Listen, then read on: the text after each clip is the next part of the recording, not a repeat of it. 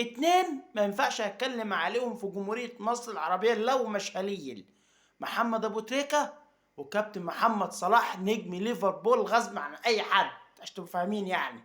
محمد صلاح انا عن نفسي بحبه، انا عن نفسي بحبه.